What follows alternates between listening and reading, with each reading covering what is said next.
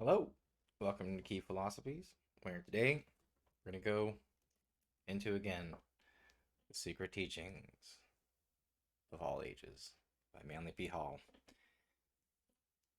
A theosophist, sure, but one of the most wisdom filled people I know. But there will be no end to going into the various other paradigms and rare books, information from the people I think are some of the best scholars out there, even if, you know, some people think they're the ones who opened the gate to hell. But that's all kind of a perspective thing.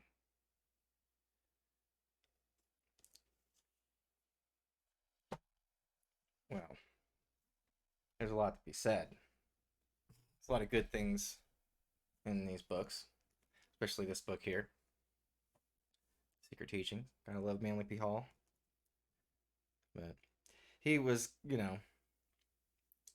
I find it odd that he's an apologist for Albert Pike being the, let's see, the originators of the KKK. And,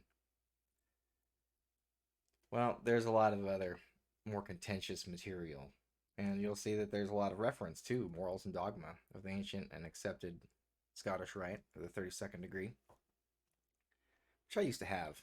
I lost that book, unfortunately. I'll see if I can find it again. Pretty easy to find. More easy to find than some of these.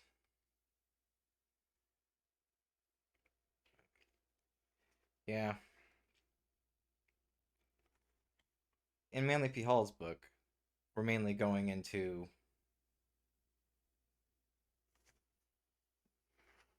philosophy, Eleusinian, Eleusinian mysteries.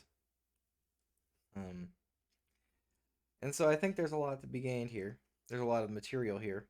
And, well, to be honest, according to some other perspectives, this is like indoctrinating you.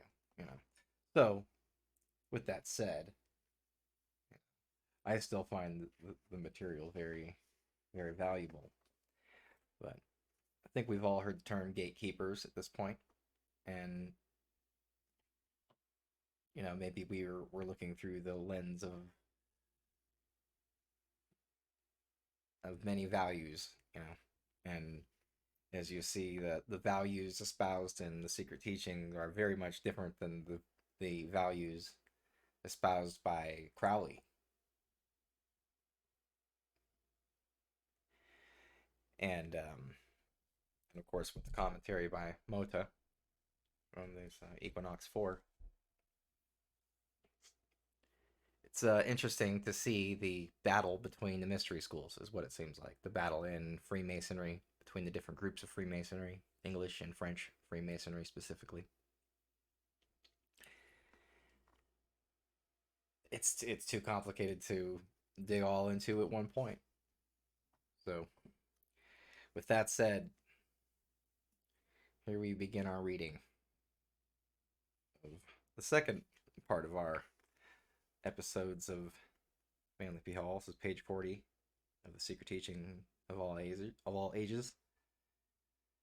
In all cities of the ancient world were temples for public worship and offering. In every community also were philosophers and mystics, deeply versed in nature's lore. These individuals were usually banded together, forming seclusive philosophic and religious schools. The more important of these groups were known as the mysteries. Many of the great minds of antiquity were initiated into these secret fraternities by strange and mysterious rites, some of which were extremely cruel. Maybe they still are. Alexander Wilder defines the mysteries sacred as sacred dramas performed at stated periods. The most celebrated were those of Isis, Sabazius, Cybele, and Eleusis. After being admitted, were initiates the initiates were instructed in the secret wisdom which had been preserved for ages. Plato, an initiate of one of these sacred orders, was severely criticized because in his writings he revealed to the public many of the secret philosophic principles of the mysteries. I know the public did not like Plato. Every pagan nation had and has not only its state religion, but another into which the philosophic elect alone have gained entrance. Many of those ancient cults vanished from the earth without revealing their secrets, but a few have survived the test of the ages, and their mysterious symbols are still preserved. Much of the ritualism of Freemasonry is based on the trials on which candidates were subjected by the ancient hierophants before the keys of wisdom were entrusted to them. Few realize the extent to which the ancient secret schools influenced the contemporary intellects and, through those minds, posterity. Robert McCoy, a 33rd degree, in his General History of Freemasonry, pays a magnificent tribute to the part played by the ancient mysteries in the rearing of the edifice of human culture. He says, in part, it appears that all the perfection of civilization and all the advancement made in philosophy and science, and art among the ancients are due to those institutions which, under the veil of mystery, sought to illustrate the sublimest truths of religion, morality, and virtue, and impress them on the hearts of their disciples. Their chief object was to teach the doctrine of one God, the resurrection of man to eternal life, the dignity of the human soul, and to lead the people to see the shadow of the deity in the beauty, magnificence, and splendor of the universe. With the decline of virtue, which has preceded the destruction of every nation in history, the mysteries become perverted. Sorcery took the place of the divine magic. Indescribable practices, such as bacchanalia, were introduced, and perversion ruled supreme, for no institution can be any better than the members of which it is composed. In despair, the few who were true sought to preserve the secret doctrines from oblivion. In some cases, they succeeded, but more often the arcanum was lost and only the empty shell of the mysteries remained. Thomas Taylor has written, "Man is naturally a religious animal. From the earliest dawning of his consciousness, man has worshipped and revered things symbolic of the invisible, omnipresent, indescribable thing, concerning which he could discover practically nothing. The pagan mysteries opposed the Christian during the early centuries of their church, declaring that the new faith, Christianity, did not demand virtue and integrity as requisites for salvation. Celsus expressed himself on the subject of the following caustic terms: that I do not, however, accuse the Christians more bitterly than truth compels, may be conjectured from hence, that the criers who call men to others' mysteries proclaim as follows: let him approach whose hands are pure, and whose words are wise. And again others proclaim, let him approach who is pure from all wickedness, whose soul is not conscious of any evil, and who leads a just and upright life. And these things are proclaimed by those who promise a purification from error. Let us now hear who those are that are called to the Christian mysteries. Whoever is a sinner, whoever is unwise, whoever is a fool, and whoever is, in short, a miserable, him the kingdom of God will receive. Do you not therefore call a sinner an unjust man, a thief, a housebreaker, a wizard, one who is sacrilegious, and robber of sepulchres? What other persons would the crier nominate, who should call robber together? It was not the true faith of the early Christian mystics that Celsus attacked, but the false forms that were creeping in every day. The ideals of early Christians were based upon the high moral standards of the pagan mysteries, and the first Christians who met under the city of Rome used as their places of worship the subterranean temples of Mithras, from whose cult has been borrowed much of the sacerdotalism and the modern church. The ancient philosophers believed that no man could live intelligently who did not have fundamental knowledge of nature and her laws. Before man can obey, he must understand, and the mysteries were devoted to instructing man concerning the operations of divine law in the terrestrial sphere. Few of the early cults actually worshipped anthropomorphic deities, although their symbolism might lead one to believe they did.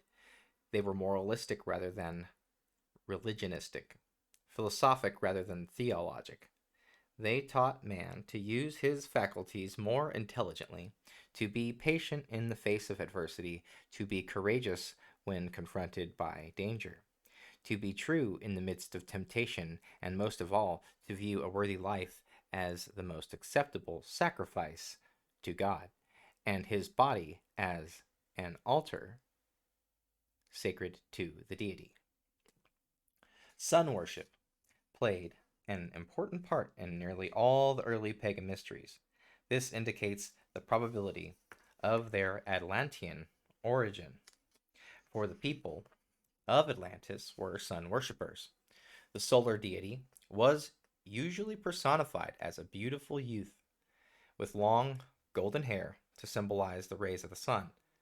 This golden sun god was slain by wicked ruffians who personified the evil principle of the universe. By means of certain rituals, ceremonies, symbolic of purification and regeneration, this wonderful god of good was brought back to life and became the savior of his people. The secret processes whereby he was resurrected symbolized those cultures by means of which man was able to overcome his lower nature, master his appetites, and give expression to the higher side of himself. The mysteries were organized for the purpose of assisting the struggling human creature to reawaken the spiritual power which, surrounded by the flaming ring of lust and degeneracy, lay asleep within his soul. In other words, man was offered a way by which he could regain his lost estate. See Wagner's Siegfried. In the ancient world, nearly all the secret societies were philosophic and religious.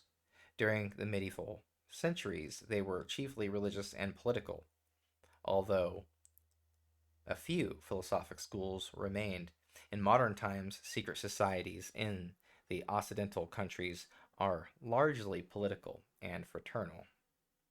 Although in a few of them, as in Masonry, the ancient religious and philosophic principles still survive.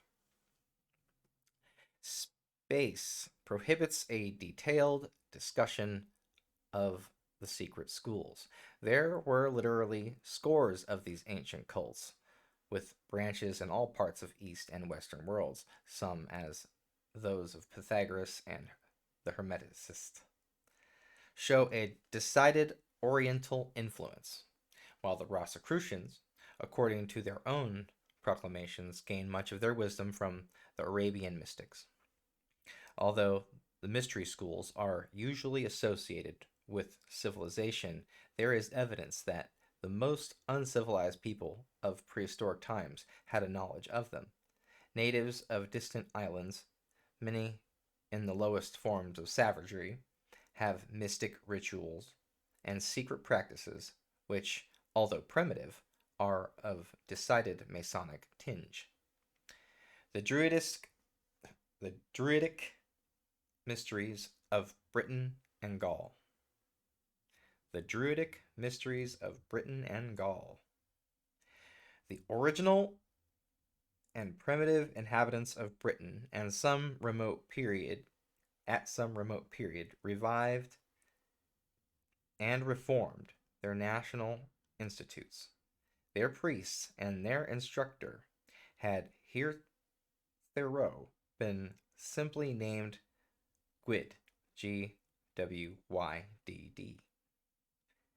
but it was considered to have become necessary to divide this office between the nation or superior priest and another whose influence would be more limited.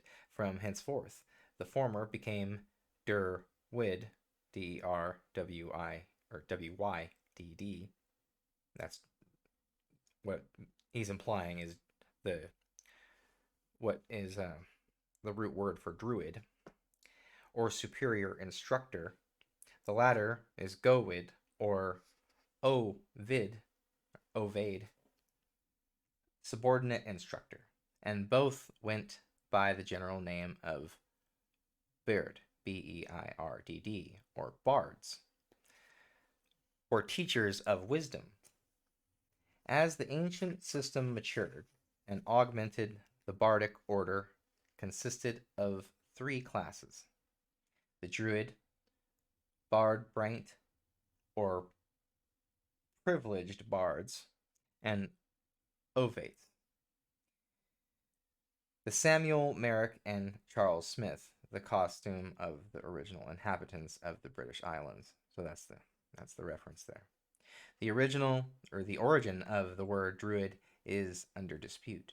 Max Mueller believes that, like the Irish word druidai, which means the men of the oak trees, he further draws attention to the fact that the forest gods and tree deities of the Greeks were called dryads.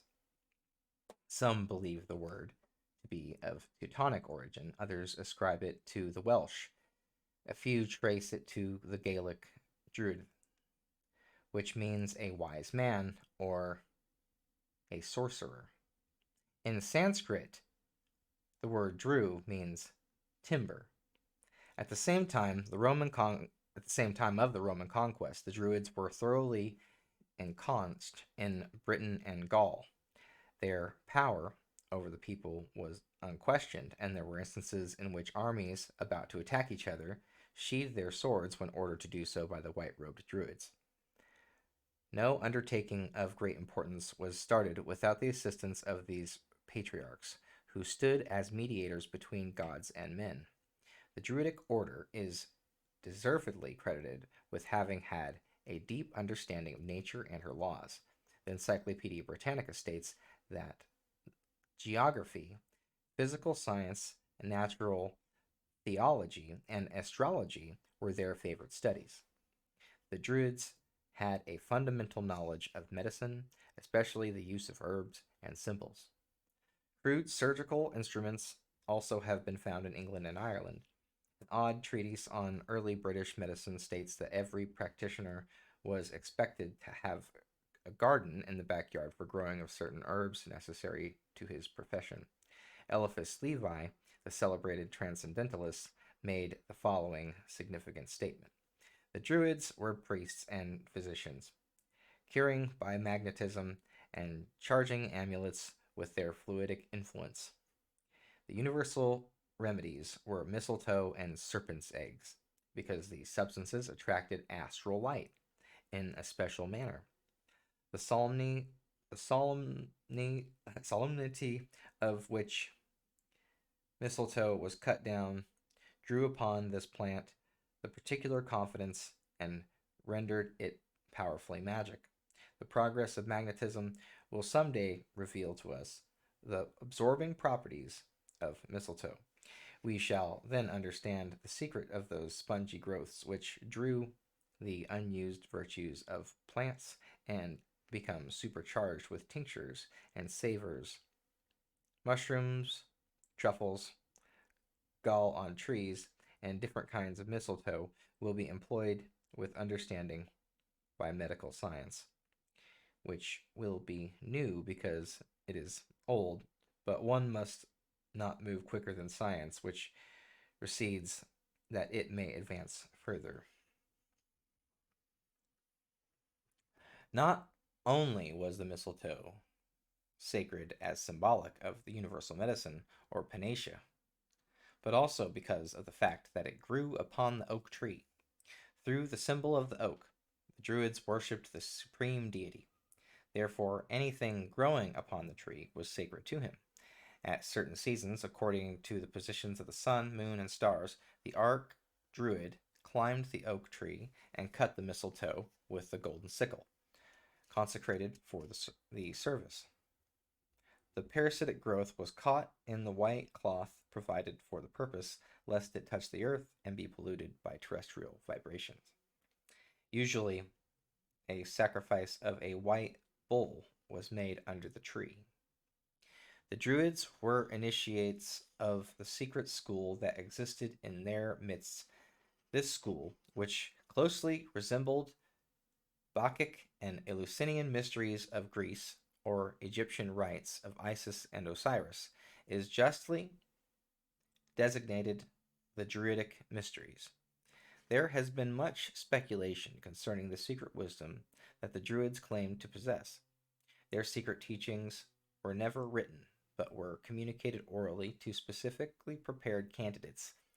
Robert Brown, 32nd degree, is of the opinion that the British priests secured their information from Tyrian and Phoenician navigators who, thousands of years before the Christian era, established colonies in Britain and Gaul while searching for tin. Thomas Maurice, in his Indian Antiquities, discourses at length on Phoenician, Carthaginian, and Greek expeditions to the British Isles for the purpose of procuring tin. Others are of the opinion that the mysteries, as celebrated by the Druids, were of Oriental origin, and possibly Buddhistic. The proximity of the British Isles to the lost Atlantis may account for the sun worship, which plays an important part of the ritual of Druidism, or the rituals of Druidism. According to Artemidorus, Ceres and Persephone were worshipped on an island close to Britain with rites and ceremonies similar to those of Samothrace. There is no doubt that the Druidic pantheon includes a large number of Greek and Roman deities. This greatly amazed Caesar during his conquest of Britain and Gaul, and caused him to affirm that these tribes adored Mercury, Apollo, Mars, and Jupiter, in a manner similar to that of the Latin countries. It is almost certain that the Druidic mysteries were not indigenous to Britain or Gaul, but migrated from one of the more ancient civilizations. The school of the Druids was divided into three distinct parts, and a secret teaching embodied therein are practically the same as the mysteries concealed under the allegories of Blue Lodge Masonry. That's the first three, I believe. The lowest of the three divisions was that of Ovate, O-V-Y-D-D, Ovid. This was a honorary degree, requiring no special purification or preparation. The Ovates dressed in green and the Druidic color of learning, and were expected to know something about medicine, astronomy, poetry, and if possible, sometimes music. The Ovate was an individual omitted to the Druidic order because of his general excellence and superior knowledge concerning the problems of life. The second division was that of the Bard, the B-E-I-R-D-D, bird. Its members were robed. Members were robed in sky blue to represent harmony and truth, and to them was assigned the labor of memorizing, at least in part, the 20,000 verses of Druidic sacred poetry. They were often pictured with the primitive British or Irish harp, an instrument strung with human hair, and having as many strings as there were ribs on one side of the human body. These bards were often chosen as teachers of candidates seeking entrance into the Druidic mysteries. Neophytes wore striped robes of green, blue, and white, these being the three sacred colors of the Druidic order. The third division was that of Druidic Derwidon, Derwiddon. Its particular labor was to minister to the religious needs of the people. To reach this dignity, the candidate must first become a bard braint, Braint. The Druids always dressed in white, symbolic of their purity, and color used by them to symbolize the sun. In order to reach the exalted position of Archdruid, or spiritual head of the organization, it was necessary for a priest to pass through the 6 successive degrees of the Druidic order. The members of the different degrees were differentiated by the colors of their sashes, for all of them wore robes of white. Some writers are of the opinion that the title Archdruid was hereditary, descending from father to son, but it is more probable that the honor was conferred by ballot election. Its recipient was chosen for his virtues and integrity from the most learned members of the higher Druidic degrees. According to James Gardner, there were usually 2 archdruids in Britain, one residing in the Isle of Anglesea and the other in the Isle of Man. Presumably, there were others in Gaul. These dignitaries generally carried golden scepters and were crowned with wreaths of oak leaves, symbolic of their authority. The younger members of the Druidic order were clean shaven and modestly dressed, but the more aged had long gray beards and wore magnificent golden ornaments. The educational system of the Druids in Britain was superior to that of their colleagues on the continent, and consequently, many of the Gallic youths were sent to Druidic colleges in Britain for their philosophical instruction and training. Eliphas Levi states that the Druids lived in strict abstinence, studied the natural sciences, preserved the deepest secrecy, and admitted new members only after long probationary periods. Many of the priests in the order lived in buildings not unlike the monasteries of the modern world. They were associated in groups like the ascetics of the Far East. Although celibacy was not demanded of them, few married. Many of the Druids retired from the world and lived as recluses in caves, in rough stone houses, or in little shacks built in the depths of the forest. Here they prayed and meditated, emerging only to perform their religious duties. James Freeman Clarke, in his 10 Great Religions, describes the beliefs of the Druids as follows. The Druids believed in the 3 worlds and in transmigration from one to the other. In the world above, this in which happiness predominated, a world below of misery, and this present state. The transmigration was to punish and reward, and also to purify the soul. In the present world, said they, good and evil are so exactly balanced that man has the utmost freedom and is able to choose or reject either. The Welsh triads tell us there are 3 objects of metempsychosis: to collect into the soul the properties of all being, to acquire a knowledge of all things, and to get power to conquer evil. There are also, they say, three kinds of knowledge. Knowledge that is, there are three kinds of knowledge: knowledge of the name of each thing, of its cause, and its influence.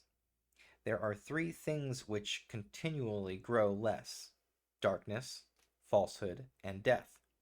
There are three which constantly increase: light, life, and truth. Like nearly all schools of the mysteries, the teachings of the Druids were divided into two distinct sections.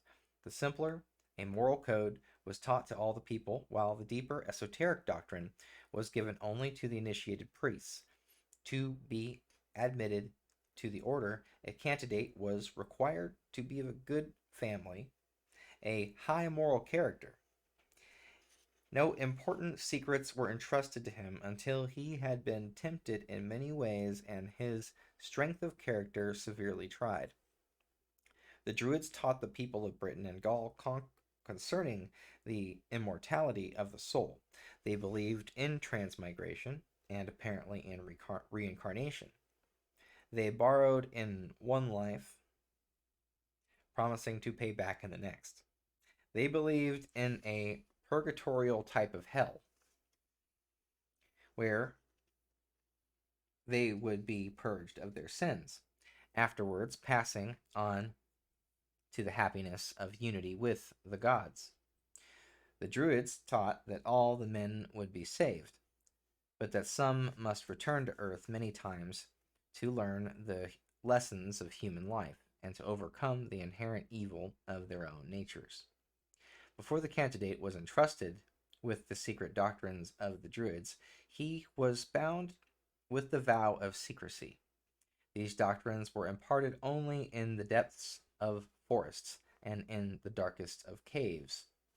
In these places, far from the haunts of men, the neophyte was instructed concerning the creation of the universe and the personalities of the gods, the laws of nature, the secrets of occult medicine, the mysteries of the celestial bodies, and the rudiments of magic and sorcery. The Druids had a great number of feast days, and new and full moon and 6th day of the moon were sacred periods. It is believed that initiations took place only at the two solstices and two equinoxes. At the dawn of the 25th day of December, the birth of the sun god was celebrated. The secret teachings of the Druids are said to be by some to be tinctured with Pythagorean philosophy. The Druids had a Madonna, a virgin mother, with a child in her arms, who was sacred to their mysteries, and their sun god was resurrected in the same time of the year corresponding to that which modern Christians celebrate Easter. Both the cross and the serpent were sacred to the Druids, who made the former by cutting off all the branches and took a tree and fastened one of them to the main trunk to form the letter T. This oak cross became symbolic of their superior deity. They also worshipped the sun, moon, and stars. The moon received their special veneration. Caesar stated that Mercury was one of the chief deities of the Gauls. The Druids are believed to have worshipped Mercury under the similitude of a stone cube. They also had a great veneration for the nature spirits, fairies, gnomes, and undines, little creatures of the forest and rivers to whom many offerings were made. Describing the temples of the Druids, Charles Hecklethorne, The Secret Societies of All Ages and Countries, says, "Their temples wherein the sacred fire was preserved were generally situated on eminences and in dense groves of oak, and assumed various forms, circular, because a circular or a circle was a emblem of the universe, oval, in allusion to the mundane egg, from which issued. According to the traditions of many nations, the universe, or according to others, our first parents, serpentine, because it was a serpent, because a serpent was a symbol of Hu, Hu, the Druidic Osiris, crucible form, because a cross is an emblem of regeneration or winged to represent the motion of divine spirit. Their chief deity were reducible to two, a male and female, a great father and a great mother, who and Suridwen, Ceridwen, distinguished by some characteristics as belonging to Osiris and Isis. Bacchus and Ceres are any other supreme god and goddess representing the two principles of all being. Godfrey Higgins states that Hu, the mighty one, regarded as the first settler of the Britain, came from a place which the Welsh triads call the Summer Country, the present site of Constantinople.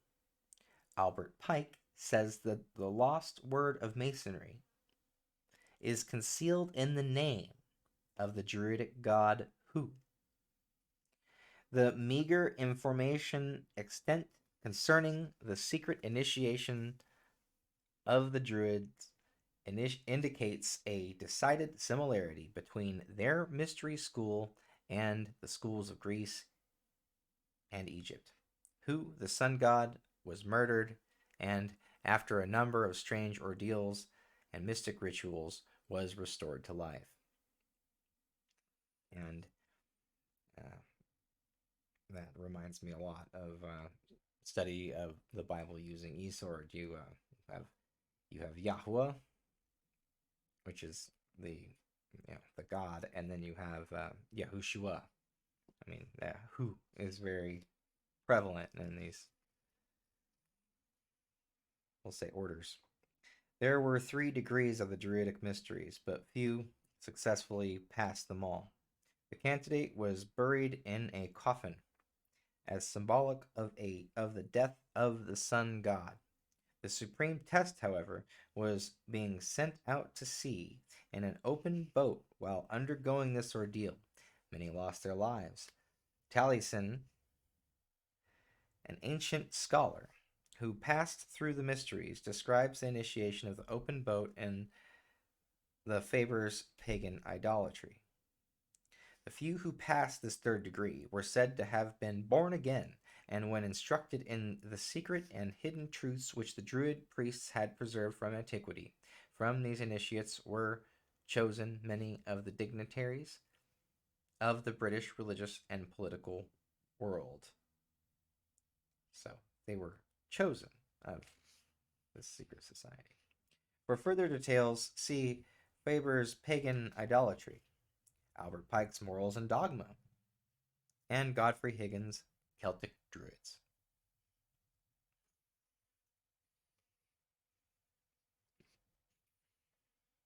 I think that will be good for this session.